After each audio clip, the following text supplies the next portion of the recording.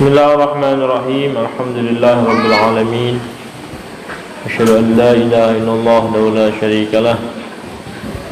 Al-Malikul Haqqul Mubin wa asyhadu anna sayyidina Muhammadan 'abduhu wa rasuluhu shadiqul wa'dil amin. Sallallahu wa sallama wa baraka alaihi wa ala alihi wa sahbihi wa man tabi'ahum bi ihsanin ila yaumiddin. Subhanaka la ilma lana illa ma 'allamtana innaka antal alimul hakim. Rabbi shrah li sadri wa yassir li amri wahlul 'uqdatam min lisani yafqahu qawli wasaddid lisani wahdi qalbi bi jahin nabi Muhammad sallallahu alaihi wasallam, amma ba'd.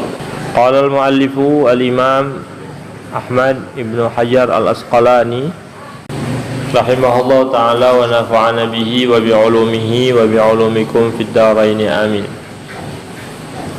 Wal maqalatut tasi'ata asyara, ungkapan pesan yang ke-19. Uhiya ila ba'dil anbiya'i, diwahyukan kepada sebagian nabi-nabi. Wahyu itu khusus kepada nabi dan rasul. Kalau kepada orang soleh namanya ilham. Jadi yang membedakan manusia pada umumnya dengan nabi dan rasul itu adalah wahyu. Dan wahyu itu melalui malaikat Jibril. Beliau adalah aminul wahyi, penanggung jawabnya wahyu dari Allah. Kalau sudah mendapat wahyu artinya dia seorang nabi atau rasul. Kemudian dibedakan antara nabi dan rasul. Kalau nabi tidak wajib menyampaikan kepada umatnya, tapi kalau rasul wajib menyampaikan kepada umatnya. Yang wajib kita imani, kita ketahui, kita hafali hanya 25 nabi dan rasul. Yang selebihnya itu kita hanya percayai bahwasanya Allah Ta'ala sudah mengutus banyak nabi dan banyak rasul. Kita diwajibkan menghafal, mengetahui 25 ini karena itulah yang diberitakan oleh Allah di dalam Al-Quran dan oleh Rasulullah di dalam hadis-hadisnya. Sementara selebihnya itu tidak diceritakan, cuman seperti ini, ba'dul anbiya. Nah, disebutkan anbiya saja. Sebut namanya tak. Dalam Al-Quran itu banyak disebutkan. Anbiya Bani Israel banyak. Bahkan diriwayatkan di bangsa Bani Israel itu Allah Subhanahu wa taala mengutus setiap nabi pada setiap dusun. Setiap dusun itu ada nabinya. Itu pada zaman Bani Israel. Pada setiap dusun ada nabi. Pada setiap suku ada nabi. Tapi jahatnya Bani Israel ini, nabi-nabi itu yang tidak mereka sukai, mereka bunuh. Itu kekejaman Bani Israel. Nah, kalau Nabi Muhammad SAW, nabi kita itu mencakup seluruhnya. Artinya untuk semua suku, untuk semua bangsa, untuk seluruh alam ini. Nabi kita Muhammad SAW harus diimani seluruh alam. Bahkan nabi dan rasul itu harus beriman kepada baginda Nabi Muhammad SAW. Bahkan malaikat wajib beriman kepada Nabi Muhammad SAW. Jadi Nabi kita Muhammad itu bukan diutus hanya untuk manusia, tapi diutus untuk para malaikat, diutus untuk bangsa jin, diutus untuk para hewan dan tumbuh-tumbuhan seluruh alam ini. Wa ma arsalnaka illa rahmatan lil alamin, seluruh alam. Tak sebatas manusia dan jin baik. Berbeda dengan nabi dan rasul selain beliau. Jelas? Nah, di sini uhiya, diwahyukan. Diwahyukan kepada sebagian nabi-nabi. Anbiya jamaknya nabi. Nabiyun anbiyaun. Alimun ulamaun. Salihun sulahaun. Faqihun fuqahaun. Itu namanya jamak. Apa wahyu itu? Allah artinya berfirman kepada salah satu nabi, "Ati'ni fima amartuka." Ati'ni, taatilah aku, tunduklah kepadaku. Fima, pada apa-apa, amartuka, yang aku perintahkan. Setiap yang aku perintahkan maka taati, kata Allah. Baik perintah itu berat maupun ringan, baik perintah itu susah atau mudah, baik perintah itu banyak atau sedikit, setiap apa yang diperintahkan Allah harus ditaati. Wala ta'sini fima nasahtuka, dan jangan ta'sini, melanggar aku. Jangan engkau melanggar aku, jangan engkau tidak tunduk kepadaku. Fima, pada apa-apa, nasahtuka, yang aku telah beri nasihat, yang telah aku beri perintah, yang telah aku beri ajakan. Setiap perintahku, setiap ajakanku, setiap nasihatku jangan engkau langgar. Karena apa? Karena setiap ketaatan itu Allah menunjukkan kebaikan kita kepada Allah. Rasa tunduk kita itu adalah ditandai dengan taat. Rasa hormat kita itu ditandai dengan melaksanakan perintah. Kalau kita sudah melanggar, walaupun di mulut kita ngaku taat atau ngaku cinta, itu tidak dianggap. In kunta shadiqan la ata'tahu, innal muhibba liman yuhibbu muti'u. In kunta shadiqan, kalau seandainya engkau jujur, la ata'tahu, niscaya engkau akan taat, patuh, tunduk kepada orang yang kau cintai. Innal muhibba liman yuhibbu muti'u, karena orang yang menyukai, mencintai kepada orang yang dia cintai itu taat, patuh, tunduk. Itu tanda cinta. Kita semua ngaku cinta Allah, ngaku cinta Rasul, tapi kalau kita melanggar perintah Allah, perintah Rasul, sama artinya kita itu tidak cinta. Pengakuan itu pengakuan bohong. Kalau kata orang anak muda itu gombal. Tahu gombal? Ngomong baik di mulut, bohong padahal tidak ada faktanya. Itu orang yang ngaku cinta Allah, cinta Rasul, tapi tidak taat, tidak patuh kepada Allah dan Rasul. Allah berfirman, "Qul in kuntum tuhibbunallah fattabi'uni." Kata Allah, katakanlah wahai Muhammad, in kuntum tuhibbunallah, kalau kalian mencintai Allah, fattabi'uni, maka ikutilah aku. Siapa yang diikuti? Rasulullah, sunnah Rasulullah, ajaran Rasulullah, perintah Rasulullah. Larangannya tinggalkan, nasihatnya jangan dilanggar. Itu menunjukkan kecintaan kita kepada Allah Subhanahu wa taala dan Rasulullah sallallahu alaihi wasallam. Maka di sini beliau ingatkan, Allah ingatkan kepada nabi ini supaya engkau taat kepada apa yang aku perintahkan dan engkau jangan melanggar terhadap apa yang aku nasihatkan. Demikian juga kalian kepada guru-guru kalian. Untuk supaya mendapatkan keberkahan, guru itu harus ditaati.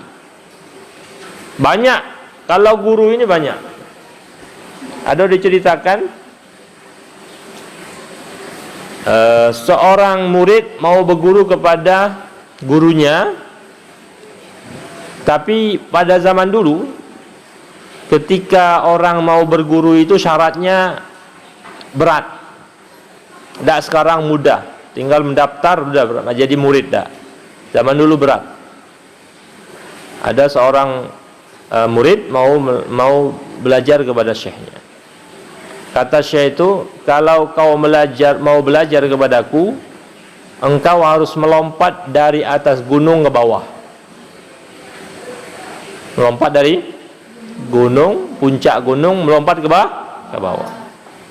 Itu baru bisa jadi murid aku, kata syekhnya.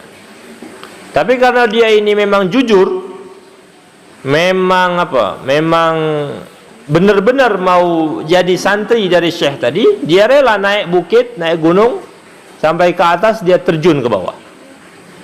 Mati tak? Tak mati, sehat, bugar. Maka dia melapor kepada syekhnya, "Syekh, saya sudah melompat dari atas bukit, lompat ke bawah." Kata ditanya lagi oleh syekhnya, "Bagaimana engkau melompat tadi? Apakah memejamkan mata atau membuka mata?" "Memejamkan mata, Syekh." "Kalian takut memejamkan mata." Nah, sekarang enggak, katanya, harus dibuka matamu. Naik lagi sambil buka mata melompat. Tetap aja dia naik lagi demi ingin menjadi murid dari syekh tadi. Naik lagi di bukit, melompat dengan apa? Dengan mata terbuka, melompat. Karena kejujurannya, akhirnya dia selamat juga. Ujiannya lain adalah, kalau kau jadi mau muridku, katanya, engkau salat di masjid besar, masjid agung, masjid akbar.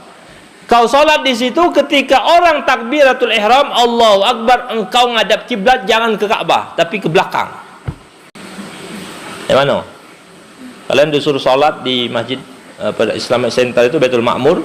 Ketika orang salat ke depan galau, dia balik ke belakang, membelakangi kiblat. Kalau orang lihat sudah dipegang, ini orang gila ini gitu. Tapi karena perintah syekh tadi, akhirnya apa? Dia lakukan di tengah orang ramai di masjid besar. Ketika orang takbir ngadap kalau ke depan, dia ngadap ke belakang. Dan ternyata apa yang dia saksikan ketika dia ngadap ke belakang, ternyata yang dilihat di belakang Ka'bah langsung, tembus pandang. Kalau orang tak lihat ke depan aja, orang melihat mihrab aja, tapi murid tadi ngadap ke belakang, lihat tembus Ka'bah langsung. Satu lagi syarat kan, engkau harus mencela salah satu wali pada zaman itu. Ada nama walinya adalah Al-Habib Abdullah Al-Idrus Al-Akbar. Habib Abdullah Al-Idrus Al-Akbar. Itu wali pada zaman, wali kutub, pimpinan para wali. Beliau ini orang kaya, keluarga Rasulullah. Jadi kalau beliau keluar dari rumahnya, dikawal oleh pasukan 40 pasukan kuda. Beliau pakai kuda, di belakangnya 40. Jalan yang ditempuhnya itu harus permadani. Tahu permadani? Karpet. Selama perjalanan dari rumahnya umpamanya, mau melewati pasar, sepanjang perjalanan sampai ke tujuannya harus pakai karpet. Gagah, berani, berjubah, mewah. Karena wali, orang cinta semua. Kalau beliau sudah keluar rumah, orang semua nunggu di pinggir jalan, minta keberkahannya. Nah, si syekh tadi nyuruh kepada muridnya ini, "Wahai murid, kalau kau ingin jadi muridku, engkau harus mencela itu wali." Tapi karena demi ingin menjadi murid daripada Syekh Bawazir tadi, maka beliau ketika beliau lewat, Syekh Al-Habib Abdullah Al-Idrus Akbar tadi lewat, beliau mencelanya. Tapi tidak sampai suara, pakai hati baik. Penting kan perintahnya apa? Mencela. Tidak berani tinggi kuat, keangkat suara. Jangankan syekhnya yang marah, mungkin murid-muridnya tadi sudah diapain, dipukul, sudah mati dia. Makanya dalam hati. Ketika lewat Habib Abdullah Al-Akbar tadi, berkata dia, "Wahai, wala tamshi fil ardi maraha, innaka lan tahriqal arda wa lan tablughal jibala tula." Ya Habib Abdullah, apa engkau ini sombong sekali?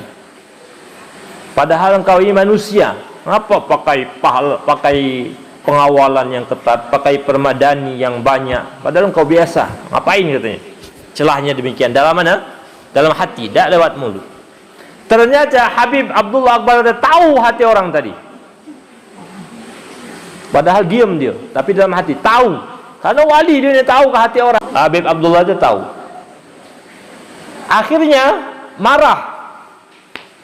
Marahnya adalah, tapi beliau tadi, aku bisa kan? Jadi orang jadi besar, jadi tinggi. Tinggi besar. Biasanya kecil, jadi besar. Dia badannya jadi besar. Akhirnya kakinya bisa sampai ke dalam tanah, tembus ke bumi, kemudian badannya besar setinggi gunung. Nak mukul sama tangannya, kalau besar kan? Nak mukul, nak digapainya orang yang menghina tadi, murid tadi nak gapainya, nak dipukulnya, tahu-tahu ada tangan gurunya tadi. Mengapa? Menahan pukulan daripada Syekh Abdullah Al-Akbar tadi. Menyelamatkan calon santrinya tadi, ditahannya. Sehingga ditahannya, marah katanya, engkau akan terbakar. Maka kata Syekh Bawazir tadi, di dunia wahai Habib, di dunia. Ngapa sangat disebut di dunia? Karena kalau beliau tidak minta di dunia baik, di akhirat akan terbakar juga. Maka ketika beliau bilang di dunia wahai Habib, iya di dunia, artinya terbakar di dunia baik, di akhirat tidak. Itu diselamatkan oleh gurunya tadi. Perjalanan itu semua menunjukkan bagaimana ketaatan seorang murid kepada gurunya, walaupun membahayakan dia. Tapi yakinlah gurunya tidak akan ingin membahayakan. Zahirnya saja membahayakan, tapi ingin murid guru ini menguji bagaimana kebenaran dia jadi santri. Kalian pernah diuji situ? Tidak ada. Tidak ada ujian sama sekali, tapi kalian masih malas. Seperti Sunan Bonang. Tahu Sunan Bonang? Wali Songo itu ada Sunan Bonang namanya. Dia punya santri namanya Sunan Kalijaga. Sunan Kalijaga ketika mau nyantri kepada Sunan Bonang, bagaimana? Engkau mau jadi santriku, kata Sunan Bonang, engkau harus tunggu tongkatku ini. Ditancapkan tongkat Sunan Bonang di pinggir sungai. Tunggu katanya di sini. Jangan pernah bergerak, engkau berzikir di sini selama saya datang lagi, baru engkau pindah. Maka Sunan Kalijaga nunggu tongkat gurunya tadi, Sunan Bonang, di pinggir kali itu. Tidak kemana-mana, makan tidak, tidur tidak, berzikir terus. Nunggu tongkat gurunya. Nunggu duduk bismillah.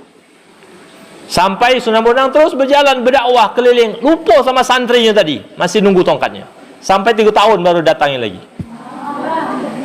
3 tahun datang ke tongkat tadi, ternyata sudah jadi hutan di situ. Tak kelihatan lagi mana ini murid aku nih yang nunggu tongkat. Sudah dibersihkan, ternyata masih ada di situ. Dia sudah penuh oleh rumput semua. Itu jadi santri zaman dulu. Ada kalian macam itu? Tidak ada. Maka perintah guru itu harus ditaati. Dan ternyata berkat itu beliau langsung terkenal dengan Sunan Kalijaga. Artinya sunan yang menjaga kali. Kali itu apa? Sungai. Cukup dengan syarat itu, cukup dengan ketaatan guru, beliau jadi berdakwah. Tidak banyak-banyak. Tapi ketaatan selama 3 tahun duduk baik itu sudah menjadi ilmu yang sangat besar. Ini sudah taat ndak, lamon ndak, ngapal ndak dapat ilmu macam mana? Sekurang-kurangnya 1 ketaatan, atau ngapal, atau dengar kata guru. Nah, insya Allah mendapatkan keberkahan itu kepada guru, anak-anak. Bagaimana kepada Allah dan Rasul Sallallahu Alaihi Wasallam. Jadi ketaatan itu tanda rasa cinta atau rasa ketundukan kepada orang yang kita cintai. Nah, inilah nasihat daripada Allah, wahyu Allah kepada salah satu nabi dan rasul. Ada salah satu hadis yang disebutkan oleh Rasulullah sallallahu alaihi wasallam, kullu ummati dakhala jannata. Seluruh umatku itu akan masuk surga, kata Allah. Kalian mau masuk surga? Semuanya. Jadi semua yang ngaku umat Nabi Muhammad itu semua akan masuk surga. Siapa yang beriman kepada Allah, beriman kepada Rasulullah, semua akan masuk surga. Kullu ummati, semuanya. Illa man aba, kecuali orang yang tidak mau, yang menolak, yang enggan. Loh, para sahabat heran ini. Ya Rasulullah, ada orang yang menolak masuk surga. Semua mau masuk surga. Tapi Rasulullah menyampaikan ada orang yang menolak, kecuali orang yang menolak masuk surga. Maka sahabat bertanya, siapa yang menolak masuk surga ya Rasulullah? Man ata'ani dakhala jannah. Siapa yang taat kepadaku, siapa yang tunduk patuh kepadaku, maka dia berarti mau masuk surga, akan masuk surga. Wa man asani faqad aba. Dan barang siapa yang melanggar, barang siapa yang bermaksiat, barang siapa yang tidak ikut perintahku, artinya sama saja dia menolak. Menolak artinya sudah ditunjuk jalannya. Ini nih, jalan masuk surga nih, lurus baik. Nanti akan terakhir sampai pintu surga. Ternyata dia hendak berbelok ke kiri. Artinya apa itu? Tak mau ke mana? Ke surga tadi sudah jelas. Nah inilah, maka Allah SWT mewahyukan akan ketaatan itu, ketundukan itu. Kita berusaha taat kepada Allah Subhanahu wa taala. Ai fi ma da'autuka ila ma fihi salahu.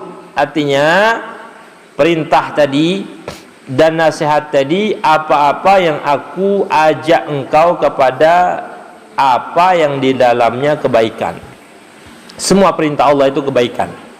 Baik kebaikan dunia dan kebaikan akhirat. Hanya saja kadangkala yang menyebabkan kita tertipu itu adalah tertutup kebaikan itu. Perintah Allah itu tidak ada yang memberatkan.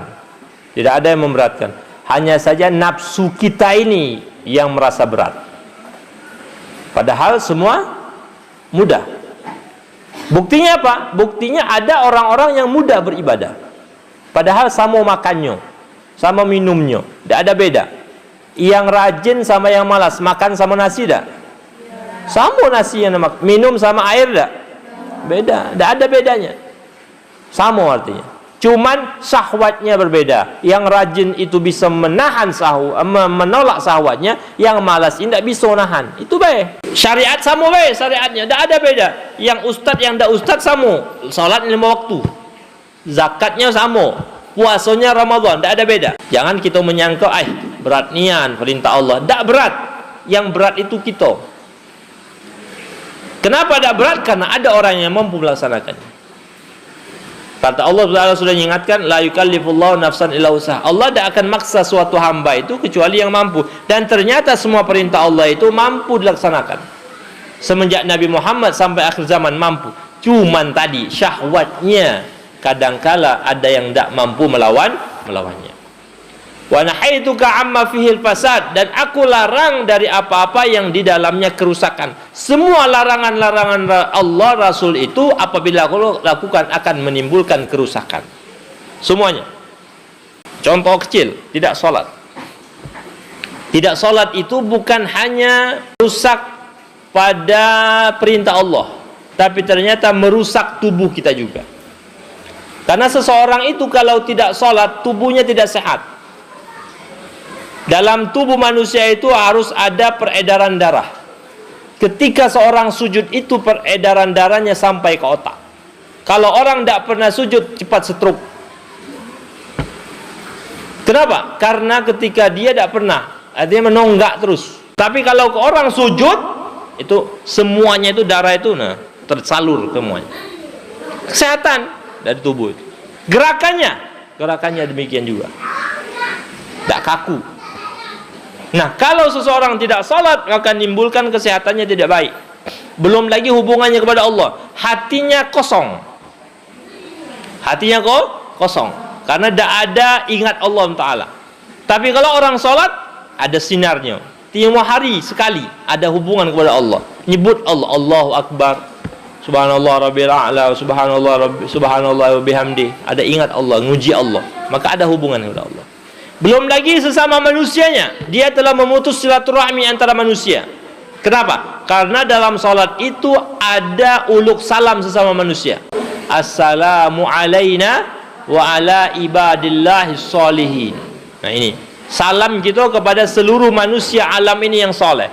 Kalau ada orang tak salat, artinya tak pernah salam kepada orang-orang soleh. Bagaimana dia dapat salam dari orang-orang soleh? Dia baik tak menyampaikan salam. Kalau gitu kan assalamualaikum harus dijawab Waalaikumsalam. Tapi ini tak, dia tak menyampaikan salam dan tak juga dapat salam. Jadi dia mutus silaturahmi sama saudaranya sama muslim. Itu hubungan kepada Allah, hubungan kepada manusia, dan hubungan kepada dirinya baik, dirinya sendiri. Tak sehat badannya, hatinya kotor. Makanya benar Allah berfirman, inna sholata tanha anil fahsya'i wal munkar. Sesungguhnya solat itu mencegah dari perbuatan keji dan mungkar. Ustaz, masih ada orang solat tapi tetap mungkar kerjaannya. Bukan solatnya yang salah, tapi orang yang salah. Karena solatnya selesai sudah. Itu yang timbul. Tapi kalau dia benar-benar solat itu merasa dia sudah tunduk solatnya, sudah sempurna rukunnya, sempurna sunnahnya. Dia selesai solat, dia nak melakukan salah itu, takut dia. Makanya setiap pelanggaran kepada perintah Allah akan menimbulkan kerusakan. Tak kerusakan untuk dia, kerusakan kepada manusia. Tak kerusakan manusia akan rusak untuk dirinya baik. Makanya kita berusaha melaksanakan perintah Allah Subhanahu wa taala demi kebaikan. Demi kebaikan. Kalau melanggar artinya sudah ada kerusakan dalam diri kita. Pesan ini kepada salah satu nabi-nabi. Wallahu alam bissawab.